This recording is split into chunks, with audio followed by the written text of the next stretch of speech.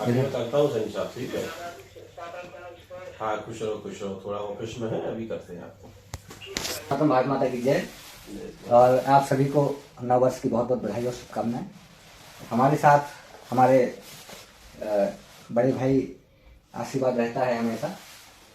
ब्रजेश सिंह राजावत भाई साहब आज नए वर्ष के उपलक्ष्य में मुलाकात करने का अवसर मिला और भाई साहब का जो शेड्यूल रहता है, व्यस्तता रहती है, उसके साथ भाई साहब ने समय दिया।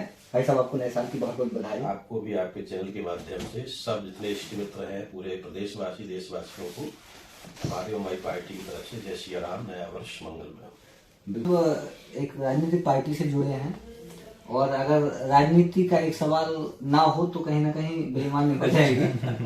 एक अंतिम सवाल भाई साहब लेंगे राजनीति से, चूंकि जनसत्ता दल के भाई साहब अभी से महासचिव और पूरा पार्टी का बहुत बड़ा स्नेह भी है भाई साहब के ऊपर और भाई साहब भी बहुत बड़ा पार्टी को बढ़ाने के लिए लगातार कोशिश कर रहे हैं।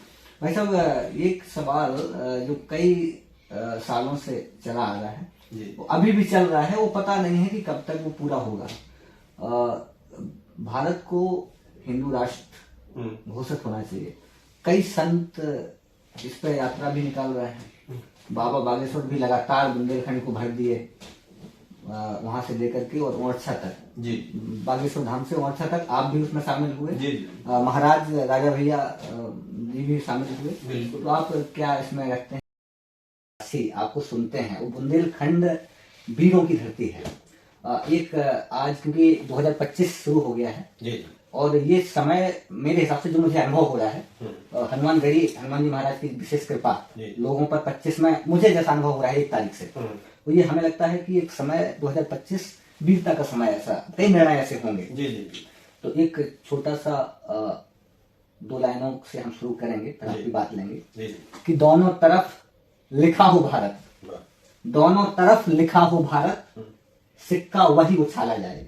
दोनों तरफ लिखा हो भारत, सिक्का वही उछाला जाए। मैं भी हूं राणा का वंशज, मैं भी हूं राणा का वंशज, फिर जहां तक भाला जाए। तो ये लाइनें वैसे आपके सम्मान में समर्पित हैं और आप 2 शब्द नए साल पे और फिर हम अगले सवाल के लिए बढ़ेंगे कुंभ की ओर। तो नए वर्ष पे बुंदेलखंड वासियों को, उत्तर प्रदेश वासियों को, पूरे देशवासियों को आप क्या कहेंगे? देखिए, ये जो इस समय माघ महीने का जो रिदम हो रहा है, शुरुआत हो रही है और कुंभ की शुरुआत हमारी 14 तारीख से 13 से हो जाएगी। ये एक सनातन परंपरा में इसको कहा जाए, जिस तरह से दूध के बाद दही बनाया जाता है, मक्खन को कसा जाता है और एक नैनो के रूप में जो मरक पानी दिल में घी निकलता है, वो ये पूरे मास का एक होता है। इसके बारे में कहा गया है वेदों में, पुराणों में, ज्यादा नहीं दूर जाएंगे क्योंकि रामायण में ही अगर हम पकड़ते हैं तो रामायण में आता है कि माघ मकर रवि सस जब हुई वो तीर्थ में आप सकती। माघ का महीना एक ऐसा माह होता है जिसमें तीर्थ राज प्रयाग में देव नर मुनि ऋषि गंधर्व किन्नर ना जितने भी हैं अपने यहाँ, सारे लोग रूप बदल करके आके स्नान करते हैं। ये महिमा है, ये महिमा है माघ। तो ये तो हम सबके लिए बड़ा ही शुभ है और हम लोग पुण्यदायी हैं, भाग्यशाली हैं कि इस बार कुंभ भी वहां पर बहुत दिव्य आयोजन हो रहा है। हम सब लोग वहां पहुंचे और स्नान करें और अपने राष्ट्र के लिए, अपने देश के लिए, अपने धर्म के लिए शपथ करें कि जिस तरह हम लोग प्रार्थना करते थे, जैसे देश राष्ट्र में जन्म लिया बलिदान उसी पर हो जाए, वह शक्ति हमें दो दयाल दे, कर्तव्य मार्ग पर डट जाए। कर्तव्यता के पथ पर, कर्तव्यता के मार्ग पर अगर इंसान नहीं चल सका तो वो इंसान नहीं है। भाई साहब, जैसे बुंदेलखंड तो एक वीरता की भूमि रहा है शुरू से और हमारे बुंदेलखंड ने बहुत वीर दिया है, महारानी लक्ष्मीबाई जैसी मर्दानी हमारे धरती पर। एक सवाल हम आपसे जानना चाहेंगे, कई लोगों का सवाल रहता है, स्पष्टीकरण नहीं हो पाता है कि जैसे कुंभ लगता है और बहुत लोग, लाखों करोड़ों की संख्या में लोग जाते हैं, जो अमृत कहा जाता है कि जब देवताओं में असुरों में युद्ध हुआ तो अमृत की कुछ बूंदें जो हैं, इस पर थोड़ा सा भाई साहब स्पष्ट बताइए। देखिए, ये बहुत ही अच्छा प्रश्न किया आपने, बहुत गूढ़ रहस्य की बात है। हम और आप बहुत से लोगों के मुंह से सुना होगा कि भाई पानी पानी है, उसमें क्या गंगा क्या जमुना क्या सरस्वती, लेकिन साइंटिस्ट की दृष्टि से भी देखा जाए या उसमें भी परखा जाए, उसमें भी खगोला जाए तो गंगा जी का एक ऐसा जल होता है जो हम लोग अपने पूजा घर में रखते हैं, हजारों साल रखे रहिए उस जल को, लेकिन वो खराब नहीं होता। ये हमारी महिमा है, ये हमारा सनातन की परंपरा है और हम चाहते ये परंपरा बनी रहे, नए आने वाली पीढ़ी इसको समझे, भारत की पहचान है। हाँ, कि जो जब हमारे यहाँ पर दैव और दानवों में दैत्यों में युद्ध हुआ और उसके बाद समुद्र का मंथन हुआ तो उसमें 14 रत्न निकले जिसमें कि अमृत का भी था। तो उसमें एक जो विश्वत रेखा बनती है जिसको साइंटिस्ट में कहा जाता है, एक ऐसा दैदिप्यमान तारा बनता है या जो भी चीजें बनती हैं उसके माध्यम से उसका प्रादुर्भाव होता है, दोबारा वो चीजें परिलक्षित होती हैं जिसमें से कुछ अंश उसके रूप में आते हैं। तो जितने भी हमारे कुंभ 4 जगह पड़ते हैं, नासिक हो गया, हरिद्वार हो गया, इलाहाबाद हो गया, उज्जैन हो गया, तो वहां पर ये स्थान को एक निहित किया जाता है। आप देखिए ये बहुत बड़ी चीज है, लोग बड़ा वो एक दिमाग लगा देते हैं कि साहब मन चंगा तो कटौती में गंगा। मैं भी मानता हूँ ठीक है, मन चंगा तो कटौती में गंगा, लेकिन अगर आप दूसरे रूप में जाइए, लोग कहते हैं कि अरे भाई इसमें क्या है और हम तो यहीं बैठ के कर लेंगे, ये है वो है। स्थान का बहुत महत्व होता है, स्थान का बहुत महत्व होता है। आज अगर आपको मैं यहाँ टेबल पे खाना परोसूं या टेबल पे चाय पिलाऊं तो आप अच्छे से, यही मैं कहूंगा टॉयलेट पर चाय पी लीजिए जाकर। आप क्या कहेंगे? आप कहेंगे बड़ा तो हर चीज का एक स्थान होता है। तो ये हमारे 4 उद्गम जो स्थान है, जिस तरह शंकराचार्य ने 4 वो बनाए थे, हर चीज का अपने यहाँ पर एक विशेष महत्व, एक पद्धति है। हमारे यहाँ पूजा पद्धति, साधना पद्धति की जो एक पराकाष्ठा है वो अद्वितीय है, अकल्पनीय है, अविस्मरणीय जिसको कहा जाए, जिसको कभी स्मरण से हट नहीं सकता है, वो सब चीजें हैं। यार ऐसे थोड़ी कह दिया यहाँ राम अभी तक है, नर में नारी में अभी तक सीता है। हम लोग पत्थर ही पूछते हैं, हम लोग वृक्षों को भी पूछते हैं। हमारे यहाँ कहा जाता है जब सर्वे भक्त सुखना, ओम देव शांति, अंतरिक्ष शांति, पृथ्वी शांति, रापा शांति, औषधिया शांति, वनस्पतिया शांति, शांति देव शांति, मतलब एक एक चीज का जो कहीं नहीं मिलेगा आपको। तो ये हमारी परंपरा है, ये हमारा धर्म है, ये हमारा सनातन है, ये हमारा हिंदुस्तान है। कहा जाता है कि यदि देश मेरा प्रभु श्री राम, देश मेरा राम है तो मैं उसका हनुमान हूँ, चीर को देखे दिल मेरा पूरा हिंदुस्तान। क्या बात है, पूरे हिंदुस्तान में वो आत्मा बसी हुई होती है भगवान श्री राम की, भगवान हनुमान जी जितने भी हैं लोगों के इष्ट, तो इसको कोई अलग नहीं कर सकता, रूह है भाई साहब। वैसे तो कई हमारे संत महापुरुषों ने कई बार समझाया है, समझाने की कोशिश की है रामायण के माध्यम से भी, और भगवान श्री कृष्ण ने तो साक्षात गीता में जितने भी उपदेश दिए हैं वो इस धरती पर हम लोग जो भी कर रहे हैं वो आज से कई हजार साल पहले बता के चले गए।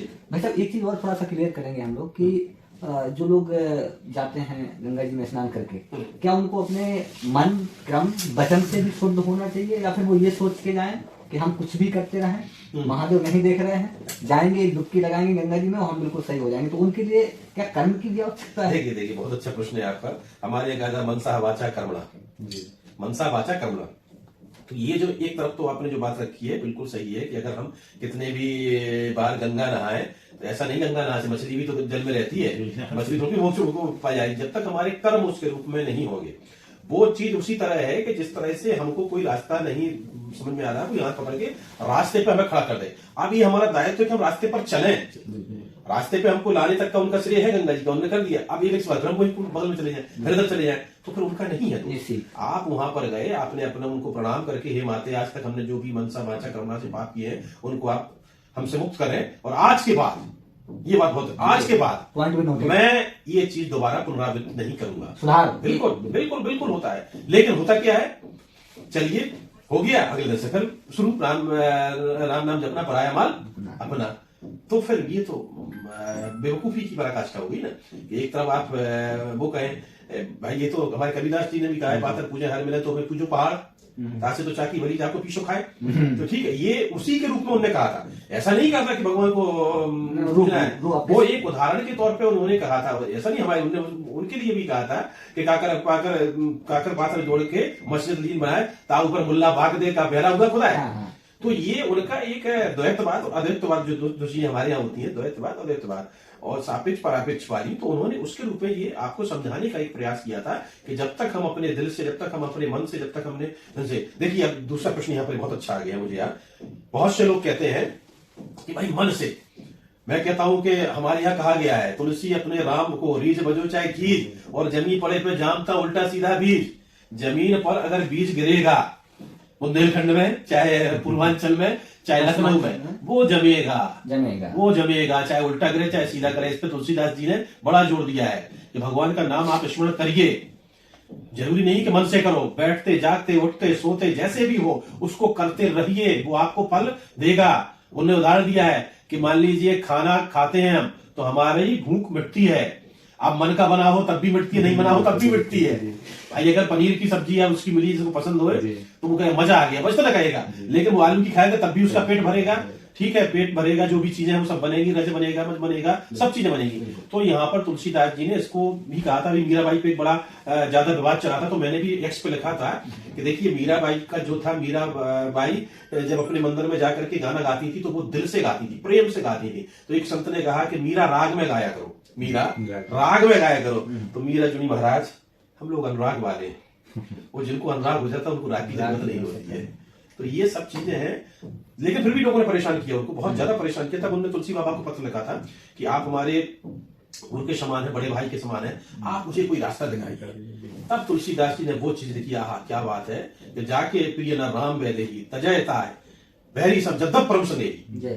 मतलब अगर आप जिसके आपका कितना भी खास हो, अगर उसका भगवान के प्रति प्रेम नहीं है तो उसको त्याग दीजिए। तजो पिता प्रहलाद, मतलब पिता को भी तजा जा सकता है। बंधु भरत, विभीषण ने इसको भाई को तजा, विभीषण बंधु, और भरत मैतारी, भरत ने अपनी मां को तजा, बंधु विभीषण भरत मैतारी, ये तीनों को तजा जा सकता है। वैसे पिता माई ये सबसे बड़ा होता है, लेकिन अगर वो भगवान के रास्ते में आ रहा है तो तजो पिता प्रहलाद, बंधु विभीषण, भाई बड़ा होता है हमसे, और महातारी, तीनों को तजा जा सकता है, बशर्ते वो भगवान में हो। तो जैसे ही मीरा ने वो चीज देखी, पड़ी, और मीरा निकल पड़ी। दर्द के मारे बन बन डोलूं वैद मिलाना चाहिए, वो मीरा की प्रभु पीर मिटे जब वैद समरिया हो। क्या बात है भाई, भगवान श्री कृष्ण की लीला में। तो यही सीख है भाई साहब ने जो संक्षेप में बताया है कि आप जब भी कुंभ में जाएं तो पहले आप मन से स्वच्छ होकर के, वो आत्मा पवित्र करके आप कुंभ में जाएं। वो कुंभ का पूरा अगर आपको प्रसाद लेना है, आशीर्वाद लेना है, तो आप घर से भी शुद्ध, अच्छे सनातनी जो परंपरा है उससे निकल करके